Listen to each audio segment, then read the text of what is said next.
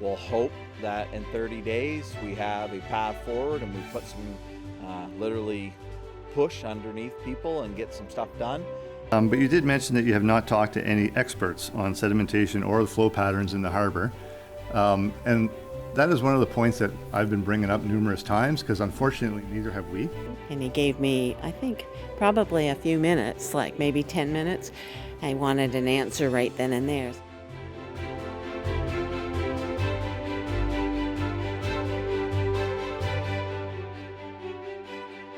Welcome to This Week Uncut, where we take a look at the week's top stories from CHCO-TV and The Courier. I'm Nathalie Sturgeon. And I'm Vicki, Hogarth. We're starting this week in Black's Harbour, Nathalie, talking again about the water quality issues. Yeah, so, they've just come off a boil water order. They did some flushing, but there was a meeting with the public on the water quality issues in Black's Harbour, and we learned a lot from that meeting. There were people there that spoke about this issue having existed 30 years ago, and that they were, one lady described, scraping brown scum is what she called it off the top of when she would boil her infants' baby bottles to sterilize them. So this issue has been ongoing, and Councillor Adam Hatt was particularly upset during the meeting. He lives there. He's part of the community, and he understands the depth of the issue. So it was an intense meeting. Now, for people at home who might not be familiar with the whole backstory of what's been going on in Black's Harbour, and we've been following this for a number of years, but what is specific to the situation in Black's Harbour in terms of ownership and what that means? So in Black's Harbour, the water supply is not owned by the municipality. It is one of the only remaining municipalities in New Brunswick that doesn't have its own water supply. If you'll recall, several years ago, Alma dealt with a similar issue just outside of Sackville. So the water supply is currently owned by Connor's Brothers, which is a fish packing and processing company. And so we have spoken to them before about their commitment to working with the municipality to try to hand that water supply over to the municipality. But it's not as simple as saying, here's the water supply, go forth and fix it. It's very complicated. These pipes are old, the infrastructure is aging, and it's very clearly evident through the samples of water that we've been able to see through Councillor Adam Hatt. That's it. I think it was a few meetings back, a few regular council meetings back, Adam Hatt brought water to the council meeting just to give that visual representation. I think sometimes when we just talk about the issue, when you don't see it right in front of you, it's when people tell you it's safe to drink, it's safe to shower in, it can mean one thing just in terms of words being used, but when you see the water, you can understand where that stress is coming from. When people see this colored water and then being very hesitant to integrate it into their day-to-day lives. Well, and it's hard for people who aren't living these circumstances to imagine what it's like to see yellow water, even yellow water that's been filtered, right? Mm-hmm. That's part of the problem, is that even when it's filtered, it's not quite clear. And so it's one of the people who spoke at the meeting talked about, they're going to leave the community when they're able to, mm-hmm. because they're so distressed by the situation. That person has a child on the way, and her argument is that I cannot, in good conscience, give this to my current child or the one that I'm going to have at the end of the year. So this is a very complicated situation, and I feel for the council as they're trying to deal with this. But Councillor Adam Hatt believes that they're in over their heads. They've asked the province for help. What that looks like, I don't know. Okay, and it comes down to these aging pipes. That is the root cause of the problem. Yeah, there is clean water available to Black's Harbour through other means, and they are looking for different sources of water. I don't know where that is in the process. Englobe did give a presentation that they're working with landowners to get landowner agreements. This is a legal issue. They can't just walk onto people's properties and start looking for a water source. But there is clean drinking water available in, I think Penfield was the area that is being explored. But it's a matter of the pipes that are bringing the water in. That's the issue that I think that council has identified. And it's not going to be simple to replace pipes. Mm-hmm. You have to dig up the ground, you have to replace the pipes, they're expensive, that sort of thing. I think the special meeting of council that happened on Tuesday, it was really important because it gives anyone else who's watching from other parts of the province too a real understanding of how many people are being affected and in what ways they're being affected. What were some of the stories that spoke to you that really touched a nerve? nerve. Well, it showed you that this issue has been, excuse the pun, but boiling over a little bit. People are angry and they're upset and they're frustrated. They're also frustrated about the lack of communication. They feel like they never know when things are going to go bad, or they never know when there's going to be another boil water order. You know, the story that I just mentioned, you know, about the mom who doesn't feel safe giving it to her children, doesn't feel safe drinking it herself. So they travel once a week to her family's property to get their jugs filled up. There was another person there who described, you know, back 30 years ago, when she was sterilizing her infant's baby bottles, she had to scrape that brown stuff right off the top of the boiling water. And she said, I had to do it. I had to deal with it because this is the water here. And these are the stories that really stick with you. And Councillor Dederak has actually said that the stories about baby bottles broke her heart. And you have to feel for people in those circumstances. It's hard to imagine what that would be like. I think, and to give people an idea at home, just how long we've been covering the stories, I actually spent time with you when you were still at Global News in Blacks Harbour. We were both there covering this issue, and that would have been with us for almost a year, which is crazy to think, but we actually knew each other from doing stories in Blacks Harbour on this very issue prior to you being part of our team here. Yeah, so it's been at least 2 years that this problem has been getting progressively worse and worse and worse, and there's no end in sight. Okay, well, we had Aidan Rayner from our team, from the Courier team, go to Blacks Harbour this week as well to shed a little more light on what's going on. It's one thing to go to the meeting, but Aidan, you went to Councillor Adam Hatt's house, who represents Blacks Harbour on the Eastern Charlotte Council, to get a better understanding of what exactly it is that they're experiencing day to day. What did he tell you, and what did you experience? It was he brought his famous water that he's brought to the council meetings. This one here is before filtration. That's like kind of what he's poured out in the filtration, and you can kind of see here when you shake that up, that is like coffee brown. So that's coming out of just taps in general. This is before filtration, okay, so this is coming through the pipes. This is before filtration. And this is the water that's been deemed safe. I'm holding up because it's kind of hard to see. I'm holding up the white background here so you can just see how like kind of tea colored that is. That's been deemed safe to drink by the municipality. This was water that was taken out yesterday after the boil water advisory was lifted. So yeah, be that as it may, this is deemed safe to drink. It's still not very clear. Yeah, Adam had a lot to say. He had a lot to say at the meeting. He had a lot to say to me as well when I went to his house. I'll let him describe the situation that he kind of described how he deals with the filtration and how often he changes filters. But he described to me how he's had to change a dishwasher at least 4 times since 2010 when he moved into the community. And that's not planned up, like dishwashers break, not that often. It's really just a lot of the buildup of the silt that you can see in here. Imagine that going through all your machines and the cost that he's had to invest into filtration systems. This isn't just Adam. This is everyone in the community. We heard that a lot, right? We heard from a number of people about not just like their own pipes and their own filtration issues, but that equipment is failing because all that mud and sediment gets in there and it plugs it, and they can clean it. It doesn't matter how many times they clean it, it's going to build up. Did he give you an idea of what he's looking for from the council? Change, a lot of change, and transparency as well. They need this issue to be solved. People, as we've seen in the council, this issue is boiling over. It's getting to a breaking point.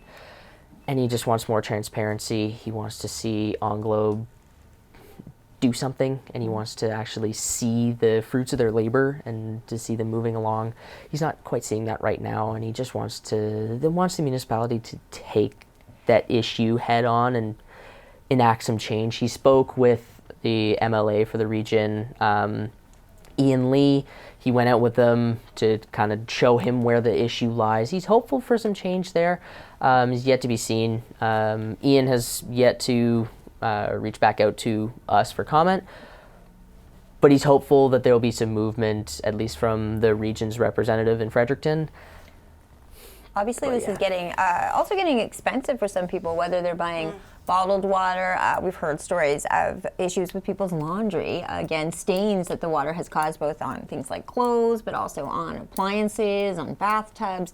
Is there any financial compensation for the extra expenses that a lot of people, and also including businesses, are having to take on when they're dealing with this water? It's not exactly water you'd want to serve, let's say, at a restaurant to your customers when you put your water out on the table. So it does come with many added expenses. Oh yeah, significant expenses. Like anyone in town is having to change their filter a lot more than anywhere else in other communities. And that's an added cost, but it's like when you talk, I spoke to a restaurant owner there, and the amount of money that she's had to invest in water filtration systems is astronomical. And then people rely on her for their clean water because they trust that she's invested those resources. That shouldn't really be the case. People are still paying for their water. I know at the meeting there was discussion over canceling or pausing the fees for water. That didn't really go anywhere. There remains to be seen if that will happen, but it's a significant investment. I'm working on compiling a little more exact numbers on what that financial cost is, but it's very, very high, and they've yet to really deal with that. Yeah, the motion that was brought forward by Councillor Hatt was to freeze it for a minimum of 30 days, but the bills have already gone out, as the clerk mentioned during the meeting. The bills have already gone out. It's not, and he kind of got a little agitated by that response, saying, I'm an electrician, not an accountant, but I'm sure we could figure it out. The motion was a minimum of 30 days to freeze the water rates only, and then if nothing is done, if a plan is not brought forward to the public in 30 days, to freeze it for another 30 days. So it's at a minimum of 30 days. But, the important thing to mention here is that water and sewer utility budgets have to be balanced, right? And they're an at-cost service. So for whatever they charge, that's their budget. So if they start taking away a certain amount of money, that budget is no longer going to be balanced. And in accordance with the Act and in accordance with legislation, it makes it very difficult for the municipality to kind of, they have to go to the province and say, well, we're running a deficit, but they're not allowed to do that. So this is a big question for them, is how they figure out how to compensate them financially or to help them financially, but also keep themselves whole. Well, I feel good about the fact that CHCO was able to be there on scene for the meeting on Tuesday night, to have that on record and to have that available for people to watch at home, not just people, but people in positions of power to make these decisions. I think it's really important to have on record the stories that we're hearing from the community to drive home what the issue really is and how many people have been impacted for this amount of time. But let's take a look now at Aidan Rayner's interview with Councillor Adam Hatt of Eastern Charlotte. This today is one that's actually completely just right out of the faucet after, shortly right after we did some flushing I changed my water filter. And I know it's hard to see in the daylight here, but if you put it to something that's, not bright light on the back, you'll see it's like a tea color in it, and it stays like that tea color really pretty much all the time. And so it's safe to drink and tests okay, so we're told. So. And the other jug that I have here, this is literally, and I've showed this before when it came to council, so today I changed my water filter just before you guys landed here, and this is the water that's actually in the filter housing after I take it apart and drain it. So take the filter housing, actually drain the water right into it. So this is what's in the filter. So you have to keep ahead of the filter changes quite regularly, because if not, this starts becoming a problem in the house itself, because all the sediment's there, and every time there's a pressure fluctuation, you get brown water in. And so the filter, this is the actual filter. So this is about 2 to 2.5 weeks. I was kind of waiting, hopefully the flushing will be done here after the water break before I changed another one. Because after time, you change 3 or 4 months sometimes, it gets costly, absolutely. And my heart goes out to the residents, that's for sure. But as you can see, it's very slimy, it's yucky, and our water's actually running through that. So we're still on a good water test right now. So apparently we're okay to drink this. And I have a hard time to understand that concept of it. That was Councillor Adam Hatt speaking to The Courier's Aidan Rayner. We're going to take a look now at some of the things the public said during the June 3rd meeting.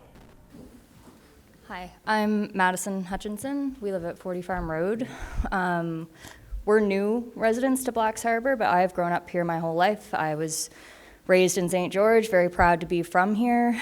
I spent a lot of my kid years and teen years in Blacks Harbour, playing sports, seeing friends. My mother worked in Blacks Harbour most of my life. We are very familiar with the water issues in Blacks Harbour. I was not aware of how bad they were residentially when we bought our house about 2 years ago, 2.5 years now. We were very excited to move into the community. We were happy to be closer to our families. We have a young son, he just turned a year old. We're welcoming another child in October. Very similar to your point, I could not sterilize his bottles. I could not make I don't make food for him with our water. We're very lucky. My husband's parents both have wells. We travel once a week at least to fill water jugs from their wells because we do not use our water. It is brown, there is dirt. When you take a glass of water out of the tap, there you can see the dirt in the particles. I am not willing to give that to my son. I'm not willing to consume it myself while I'm pregnant with my next child. I don't understand why we're expected to use that for our children, for ourselves. It's not healthy.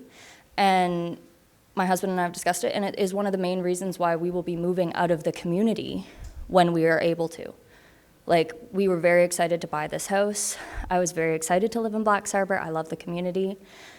I am going to be very sad to leave it, but that is our reality. I'm not willing to put my children's health at risk, nor mine, nor my husband's. And I think that's a lot of frustration that a lot of young families are feeling, especially those maybe not from the area who didn't even know kind of what they were walking into like we did. So that's just what I wanted to say, just our two cents as a young family in the area. My name's Rebecca McNally. I live at 836 Main Street in Blacks Harbour, and I also own the restaurant there. Okay, like I said, this is 1 week from one filter. That's when it comes in. This is 1 day from our second filtration system. So it goes through 2 filters before we even try and put it out to our people. If I'm making soups, I go to Hoopers and fill up water jugs because even this, after this, it still comes out discolored. We didn't know the water situation when we moved into the Harbour 5 years ago. So not knowing, we put in a hot water on demand system. It cost us over $5,000. This past winter, we couldn't use it because it was so jam full of sediment, and we get it cleaned once a year. It's obsolete now. We were closed for 3 weeks. At Christmas, we had many bookings cancel because we couldn't do anything about it. We lost over $20,000 in sales just those couple weeks. Every time there's a boil water order, we close because we cannot guarantee that someone's going to come in and say, you know what, I don't believe you followed the protocols properly. I got sick. So rather than being sued and having to shut everything down, we close down. So every time we close down, that's $1,000 a day just to us. Not to mention my staff who rely on working and the people of Blacks Harbour because we are the only restaurant there. So, yeah, so that's what I have to say. So every 3 months, every month we change the porcelain filter. That's $125. Every week we change the other filter. That's another $20. So on top of paying for water at Hoopers, which thank you very much for supplying Blacks Harbour with drinkable water, Hoopers. Totally appreciate it. And Adam, thank you so much for fighting for us. I appreciate that. Like, I cannot ever say anything that is higher praise for you. Like, you're my hero, honest to God. And the rest of council, I don't know you very well, but thank you for everything that you do. But above paying for the municipal water, we probably pay another $200-300 a month Not to mention, like I said, the $5,000 that we lost on putting in a hot water on demand system. And now we pay a monthly fee for hot water tanks, because why put in another hot water on demand system? Why get it fixed properly if we're just going to have to throw it in the garbage? So I am extremely frustrated. Had I known that the water was so bad, we wouldn't have bought. We wouldn't have bought in Black's Harbour. We had many other opportunities, and we wouldn't have bought it. So that's all I have to say, because I'm getting very heated. And I might cry, and I don't want to. So that's all. Thank you. That was some of the comments from the June 3rd public meeting of Eastern Charlotte Council. Thanks, Aidan, for joining us and for explaining the work that you've been doing this week, and we'll look forward to any further reporting on this topic. Yeah, it's my pleasure. We're going to take a quick break, but we'll be right back with This Week Uncut. Councillor Neal chimed in and agreed with me that it was necessary. Engineers said no, they weren't aware of any problem.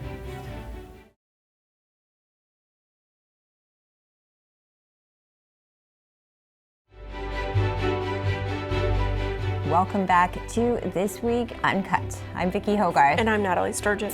Nathalie, we had another big council meeting Monday night here in St. Andrews, mostly regarding the wharf. That was really center stage at that meeting. What was your takeaway from these discussions? We're at this critical point in discussions surrounding the wharf and whether the town goes through with the refurbishment project that is supposed to take place this fall. Yeah, we can't understate the magnitude of this project, but it was a lengthy discussion, and a discussion that I think needed to be had around the chamber. They have decided to go ahead with a GemTech study, environmental study, that will look at the impacts to habitat and the sediment and where that infill is going to be, because there has been pushback from the community. And so that pushback kind of came to a head at this meeting. But it is important to note that the people who are pushing back now have been pushing back all along. Even since I started covering council back in August of last year, Councillor Steve Neal and Daryl Weir were talking about their concerns about the fact that an EIA hadn't been done. And then, along the process, we sort of started to hear about the fact that CBCL hadn't done that work, and that the council might have been a bit displeased. We reached out to CBCL, we didn't hear back. These are all things that are quite challenging, but the project is now at a critical juncture, because if they don't decide to do something, this is going to take 8 weeks. So, but the council kind of argued about whether or not this was necessary. They're going to spend $25,000 on this GemTech study. Council was divided on whether to do it and go to tender at the same time. Chief Administrative Officer Chris Beer said, quite frankly, I can't recommend that you do that, because they're going to put a bunch of work into the tender, and the scope of the project might change. Okay. You were there as well, so I guess what were your takeaways from that discussion? I think obviously it was very emotional. People are on both sides of the issue, very passionate about whether we go ahead right now, whether we step back and take our time. So I think, you feel for the community, depending on what side they're looking at, what goes ahead or what doesn't go ahead. Definitely people's feelings are very involved in this conversation. So I think, too, when you're a resident of that town, it hits home a little deeper. So definitely it was a tense meeting. Also, it was the last meeting Brad Henderson as mayor, but in this discussion, he actually took himself out of the mayoral role, put deputy mayor, who was deputy mayor at the time, Kate Akaji, in the mayor's seat so that he could enter in debate. So definitely, even on his part, a lot of feelings involved, a lot of things that he wanted to say about his position on the wharf as well. Right. So this project will take 8 weeks. That pushes the timeline a bit. Now, they have a start date of October 1st, 2025, but the likelihood of that happening gets less and less the longer this study takes. So, and as they mentioned in the council meeting, not everything goes to plan, right? Not everything fits in that timeline that they're going to set for themselves. But the thing is that time is also running out on the money that they've received to do this project. March 2026 is, there's some argument that that money will still be there if they've initiated the project before then, but it's not certain. So for a background for anyone at home that might be new to this discussion, I know that it's been going on for many years, but some people are new to the game, or we have new residents to town as well. It is tied to a climate change related grant from both federally and provincially that they'll step in to be a part of the funding for this project, provided it's done by spring 2026 and that it addresses climate change. Yeah, and so that money has a timeline on it, and they've already, and you know, it's kind of been made clear that they can't delay again. This is the end of the road for them. But you know, if the Gemtech study comes back and it says that there's going to be an impact to habitat or sediment, you know, do they change the scope of the project, or is it dead in the water? That's the question. If the project comes in over tender, it's dead in the water. So it's kind of like they're between a rock and a hard place. But I think that this all goes back to the beginning and sort of how they plan this project. It's a difficult one to plan, and St. Andrews is in a unique position. They own the wharf, they're responsible for it, whereas other wharves in other parts of New Brunswick are owned federally. So it's a difficult thing to be dealing with.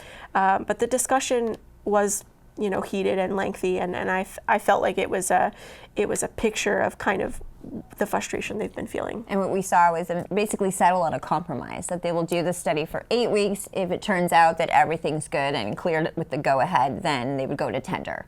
Right, but again, if it comes back, you know, and Chris Spear actually said, you know, define positive outcome for the study, right? What does positive mean? It means different things to different people. Even Councillor Steve Neal, who has been very vocal about this project and its potential impact environmentally, you know, said, what does positive mean? It means different things to different people. But if you go ahead and you do the tender, if the Gemtech study reads the way council wants it to read and it's over projections, they're not going to do it. They can't do it.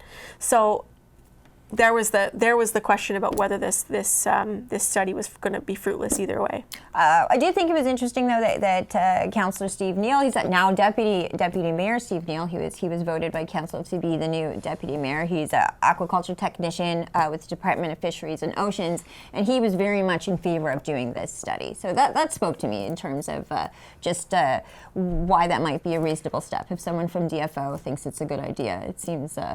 Yeah, he thought it was the missing piece. And I think there's a few councillors around the table that think that that's the missing piece. But to have it done so late in the game, kind of in the 11th hour, is what I think a lot of councillors are being challenged with right now.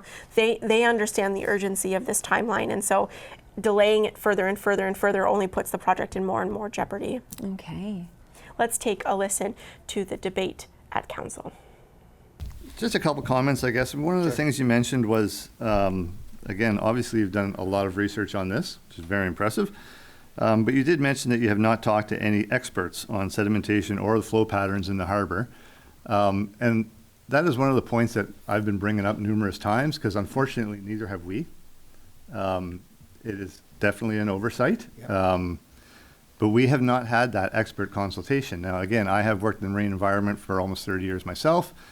And I did take it upon myself to consult with a few local experts, some of whom are, again, world-leading oceanographers and a sedimentologist from the Bedford Institute of Oceanography. And both of them raised grave concerns, again, about the amount of erosion sedimentation that's going to happen with pretty much any type of project that comes out 90 degrees like this does.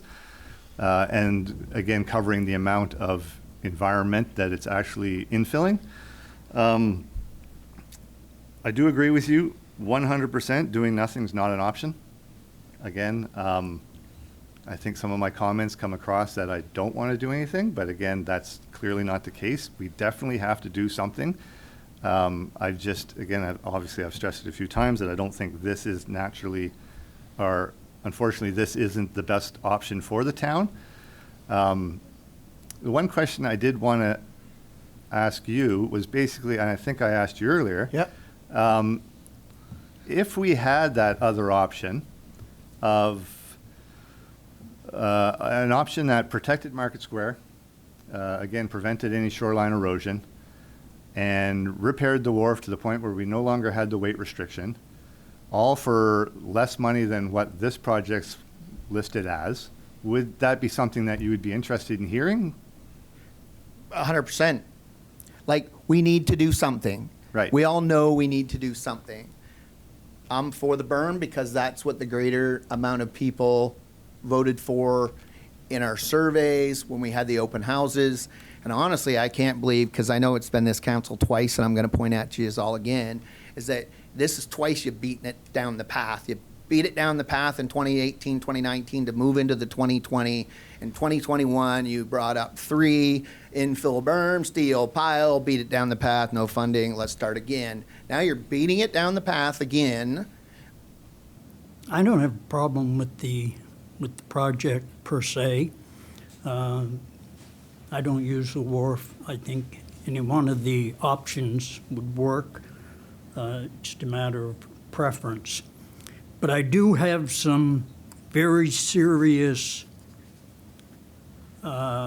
concerns with respect to the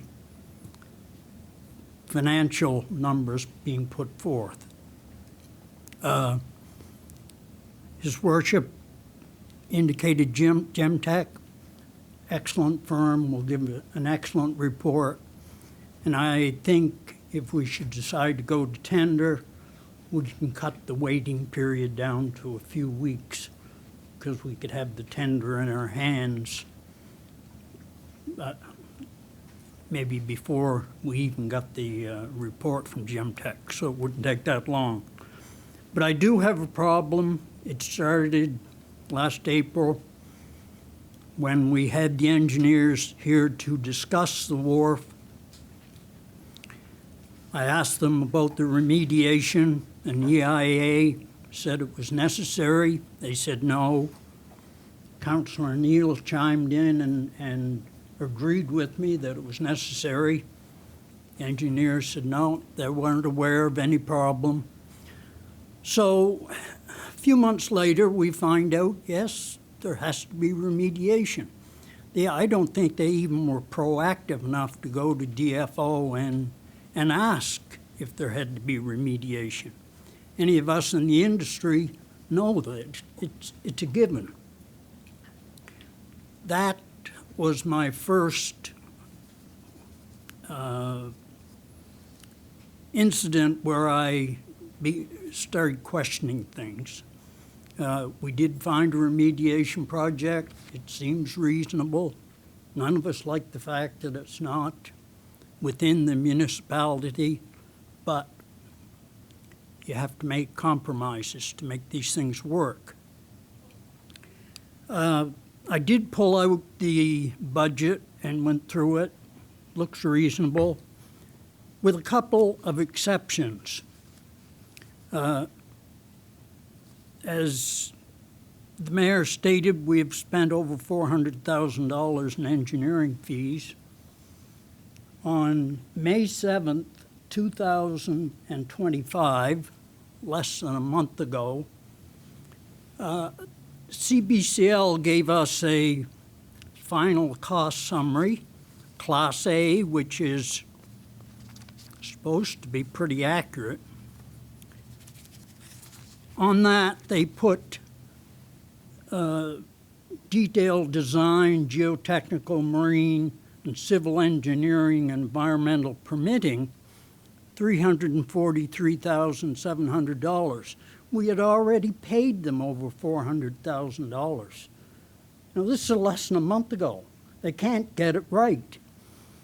And then right below that is services during construction, contract administration, and site observation, $400,000. They want another $400,000. Is it going to be the same quality work that we've gotten to date, is my question. Or should we go find somebody who is a proven project manager to make sure this project is put together right? We've got the one chance to do it. We can't afford to do it wrong and then have to go back and do alterations and all kinds of things after it's complete. There's another number in there, design development allowance. Now, that sounds like more engineering fees of $336,000. So, we're looking at over $1 million in services that I'm not comfortable with. I think a lot of the councillors over the last year have expressed a level of discomfort with this firm, and we've all been hesitant, perhaps because of it. And like I say, I have no problem with going to tender, waiting, get the tender, get the Gemtech report. But at the same time, I think we have to seriously look at making sure we have expert project management as the construction goes on. That was Councillor Steve Neal and Councillor Daryl Weir discussing their concerns about the St. Andrews Wharf. We're going to take a quick break, but we'll be right back with This Week Uncut. I think one of the big reasons was I didn't want a by-election, but then I found out from Paul that we don't have a by-election. So it was either I step up or somebody else step up. So I decided I didn't take the deputy mayorship lightly, so I'm not going to take the mayorship lightly either.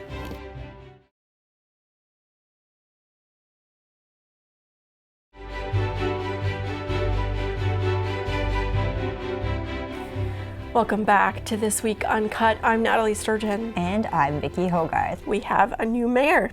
We do. So Kate Akagi was appointed acting mayor of the town of St. Andrews at the last council meeting, which is a customary thing. So Brad Henderson resigned, I believe, in April. I feel like it's been 9 years since April, but he resigned in April, kind of cutting off his time at about 4 years in total. So she was appointed acting mayor. It's not a familiar face, I should say, not a new face, someone we know quite well. Kate Akagi was deputy mayor prior to being acting mayor, and before that she was on council as well. So since I've been at CHCO, she's been a face on council. So not someone new to get to know, but exciting to see her in this role. You got to speak to her after council. What was that conversation like? Well, she's certainly excited. She wasn't given a lot of time to decide. She joked with me that she was given about 10 minutes to kind of make the decision to be the mayor, but this is a good thing. She'll be there for 11 months. She'll have time to kind of put the bows on a couple of things that the council wants to accomplish. We just talked about the wharf. Perhaps that will be one of the things that they kind of get across the finish line. She really expressed a desire to wrap up some of the things around bylaws related to the town. She talked about how leaving things for another council unfinished can be quite difficult. So she's really excited about that, but she's also she said she wants to take this very seriously, and she's very excited to be the acting mayor. And actually, I had the pleasure of going to the cadet ceremony, which was her first event as acting mayor, and she was very excited. She got a great big round of applause from everybody. So it's wonderful to see someone who's given this commitment to her community. But it's not just, her commitment isn't just on council. She's a big volunteer for Charlotte County Dial-A-Ride. After every meeting, she asks for bags for the food bank. After every meeting, she asks for bags. She's a community leader. She's someone that really believes and cares for her community, and I'm very excited for her to be in this role. And a history-making moment as well. Kate Akagi is also part of the Pescataway Nation, so our first First Nations mayor as well. And also, she's also Japanese, so our first Asian mayor of this town as well. So a lot of history being made in this moment. Not our first female mayor, but history made nonetheless. Charlotte County loves breaking barriers, that's for sure. So we're excited to see her go ahead and take on that role. Now, for background for anyone watching at home, this is because amalgamation happened, and in St. Andrews, we didn't elect a whole new council. They just added 4 years onto their term starting again. We added councillors to Bayside and Shamcook. That's why this council is really sitting with a 5-year term, hence why Former Mayor Henderson decided to resign. He wanted to spend more time with his family, and originally he had told them 4 years. So that was his motivation for resigning when he did. Due to the timing of the resignation, though, there isn't a by-election before next spring when we will go to full municipal elections. So that's why she's acting mayor. For the background, so we say acting mayor and not mayor. Can you go over that a little bit for people at home? Yeah, so within elections, New Brunswick's rules, she's acting mayor because she was not elected through a by-election or a general election. But the process is when a resignation happens within 1 year of a general election, so the next municipal general election is May 2026, there's no by-elections held. It's just that's what the legislation is. So there's no election, but she has been appointed acting mayor because she was the deputy mayor. Now, the other thing that I got questions about was Steve Neal was elected by council as deputy mayor, but that fits within their procedural bylaw. So their procedural bylaw governs how the deputy mayor is elected, and some councils do it differently. So I think there's other councils across the province that elect by popular vote. So the councillor that gets the most votes becomes deputy mayor automatically. It kind of takes it away from council and puts it back in the hands of the public. But a lot of councils do this through the procedural bylaw, and it's elected by council. So while Kate Akagi is acting mayor in accordance with the rules of elections New Brunswick, Steve Neal is deputy mayor because he was elected by council through the procedural bylaw. So for formal speech, we say acting mayor Akagi. We can say Mayor Akagi? Yeah, I don't think there's anything wrong with that. Yeah. But so for writing purposes and explicit purposes, she's the acting mayor, and Steve Neal is deputy mayor. I feel like I always like to clarify those things for viewers at home in case you see the titles that we put on the screen, especially in news, tend to be the more formal titles. So you might see acting mayor there. Likely in common speech, we will call her Mayor Akagi. Yes, for sure. Yeah, it's a title that garners respect, and we respect our local mayors. Well, she's a familiar face, I think, not just in St. Andrews, but all over Charlotte County. So it'll be fun to follow her on this journey for the next year. I know it's something that she's really looking forward to. What was your conversation like? Well, it was a short conversation, but it was one that was insightful. I did try to poke her to see if she would run again, but she says she'd like to retire at some point. So perhaps this is this 11 months is her last tenure on council, but she was really proud to accept the role as acting mayor.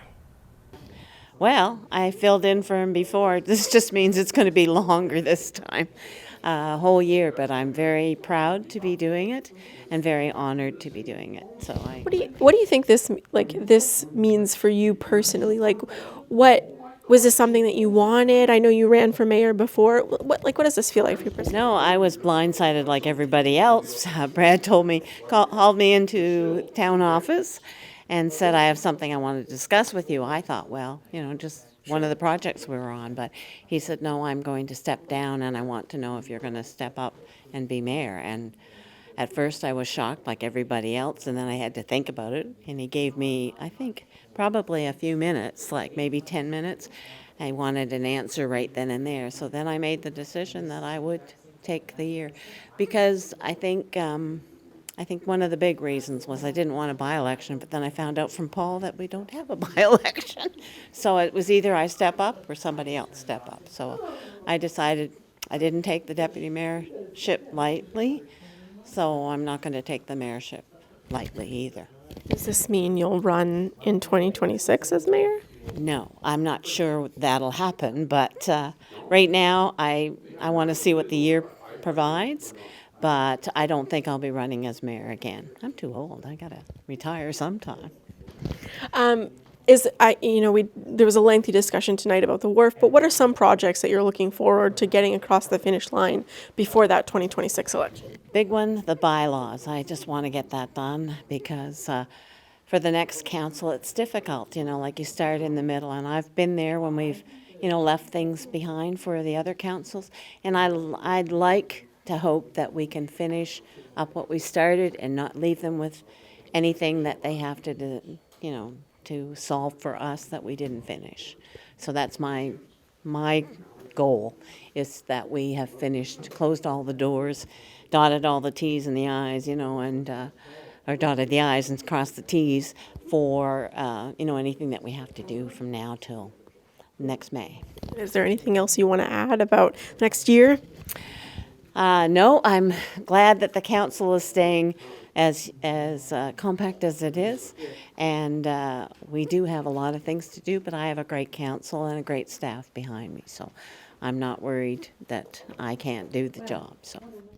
That was Acting Mayor Kate Akagi of the town of St. Andrews talking with CHCO and The Courier's Nathalie Sturgeon. We're going to take a quick break, but we'll be right back with more of This Week Uncut. Well, it's really joyful to see the community turn out and support Wanda's Warriors and Sydney and I.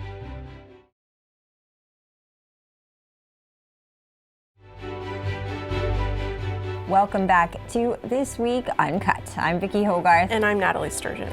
Well, it was another busy week. I know we say this every single week, but It was a busy week, but it also had some fun in it too.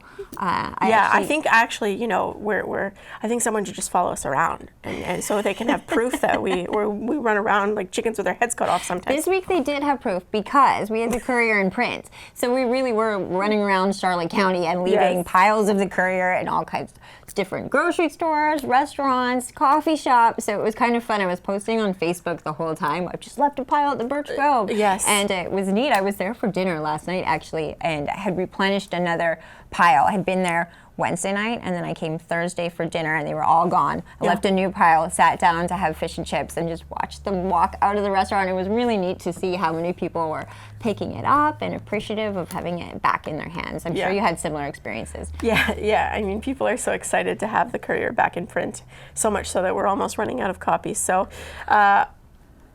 And we've been on our own media circuit this week. We've been on CTV, CBC, 98.1. It's been quite and you were on the radio on CBC quite early on Tuesday morning. 6:35 in the morning I was up talking about our beloved paper. So if that doesn't show dedication, I don't know what would. And it probably doesn't sound so early to people at home unless they knew how many nights we're at a council meeting or at TV bingo. So mornings are not our specialty. They're really not. But we are so committed to having this as part of our network and as part of our ability to provide information to the public, and we're so excited that everyone else is so excited about it. And if you are really desperate for a copy and you haven't been able to get your hands on one, because we are replenishing them regularly, you can always send us a note here. The email is news@chco.tv. It reaches all of us on the team. You can write us with your questions, concerns, ideas for shows and content, but you can also write us and tell us you're stopping by to pick up a copy of the Courier, because when we're here, you may as well. It's an easy guarantee that we have copies at the TV station. Yeah, for sure. So what else do you have ahead, and what else did you get up to this week? So I'll have some more stories coming. I mentioned in the last episode of This Week Uncut, I'm working on a story about the Stein Lake fire that will be coming soon. But it takes a lot of work to get all the pieces of a puzzle to a story like this. So it's coming soon, and I'm hopeful that we can have that out early next week. And it's a look back at why the alert ready wasn't used, all kinds of issues like this at the time. It will include all of that. We've gotten some more information about what happened during that fire, so it'll have some new information with the context of what happened in the investigation Silent Blaze that we did last summer, I guess. And definitely at a time of forest fire season being upon us and what we're witnessing in Western Canada right now, definitely a very timely time to come out with a feature like this. I was actually in St. George multiple times this week for, I went to the ALS walk. I was part of Sid's All-Stars. Sid Kernaghan, people might remember from a long format Southwest Magazine episode we filmed earlier this spring where he shared his journey. He and his wife, Karen Kernaghan of St. George, shared their journey from Sid's diagnosis with ALS about 6 years ago to what life is like now. And they really wanted to illuminate for people in the community that anyone with ALS really is the same inside, even if they're losing motor skills and things like that. And there also still is no cure. So things like the ALS walk, which was really, really moving to be a part of. It was one thing to cover it for the news. It was also extra special to walk in it as well. Lucas Kohler and I went on Wednesday to be a part of that, to film it for the news, but also to walk with Sid and Karen, and also the Wanda's Warriors. Wanda was from St. George. Her family is also in Moncton, so a lot of people from the Moncton area came down too.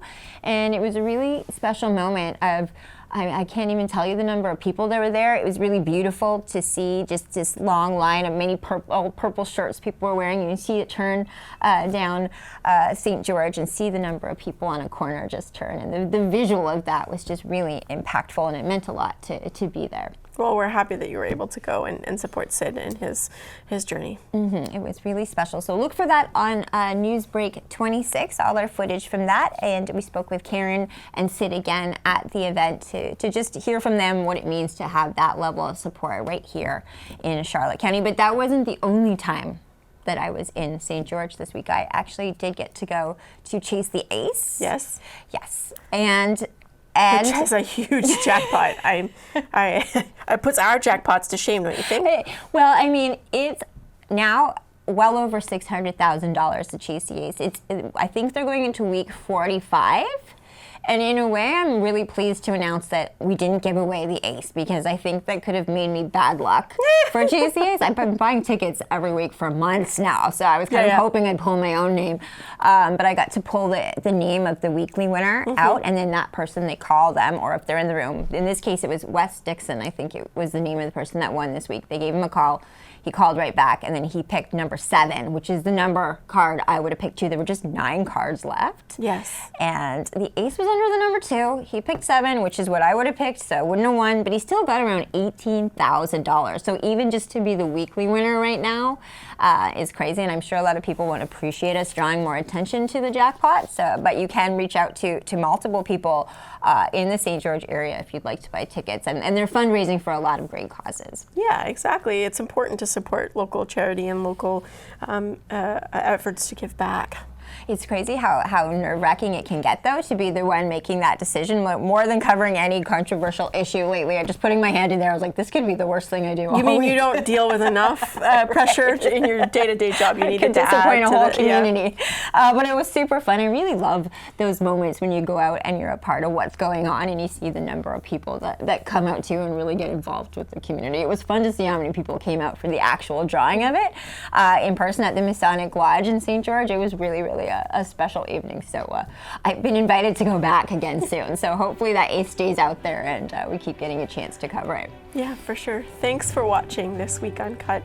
I'm Nathalie Sturgeon. And I'm Vicki Hogarth. See you next week.